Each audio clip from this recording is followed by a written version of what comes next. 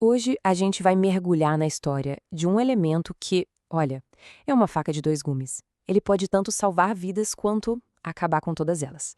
A gente está falando do urânio, um nome que carrega, ao mesmo tempo, a promessa de um futuro incrível e a sombra da destruição total. Para começar, vamos direto ao ponto para entender essa contradição. De um lado, o urânio é uma ferramenta que pode, sim, curar o câncer e gerar energia limpinha para cidades inteiras. Mas, do outro lado, ele é uma matéria-prima para as armas mais devastadoras que existem e, por uma ironia cruel, pode causar a mesmíssima doença que ele ajuda a tratar. E aí fica a pergunta, né? Como é que pode uma única substância ser, ao mesmo tempo, a heroína e a vilã da mesma história? Para a gente desvendar esse mistério, a gente precisa ir bem fundo, lá no coração do átomo.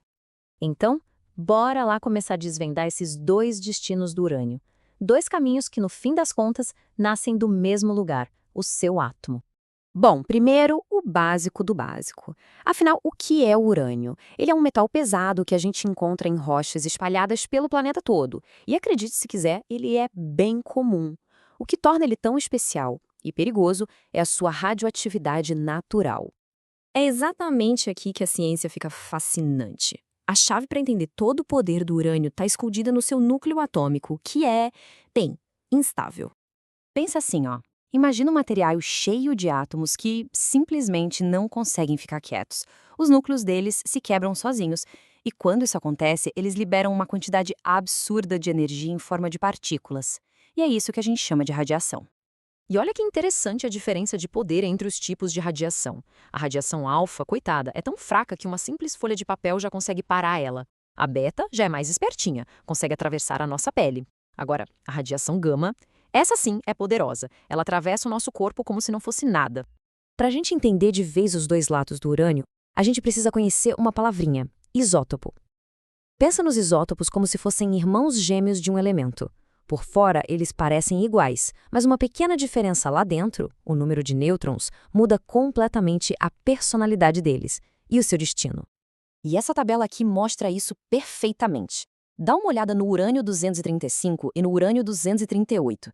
Os dois têm 92 prótons, ou seja, os dois são urânio. A única diferença, o U-235 tem 3 nêutrons a menos. Parece pouca coisa, né? Mas essa diferença muda tudo. Esse número de nêutrons deixa o núcleo do U-235 muito mais instável, muito mais fácil de quebrar. É por isso que ele é o combustível perfeito para energia e armas, enquanto o U-238, que é mais estável, acaba sendo usado na medicina. Uma diferença mínima com consequências gigantescas. Certo. Agora, vamos focar no lado construtivo do urânio. A promessa de um poder que é, bem, quase ilimitado.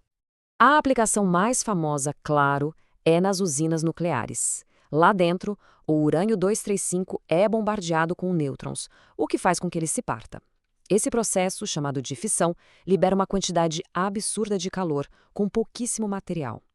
Esse calor todo ferve a água, que vira vapor, que move umas turbinas gigantes para gerar eletricidade para milhões de pessoas 24 horas por dia. E o melhor, sem emitir carbono.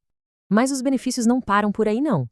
O urânio e seus derivados são usados em tratamentos de câncer para destruir as células doentes. Eles servem de combustível para naves espaciais, em baterias que duram décadas, e até como pigmento para dar aquelas cores super vibrantes para vidros e cerâmicas.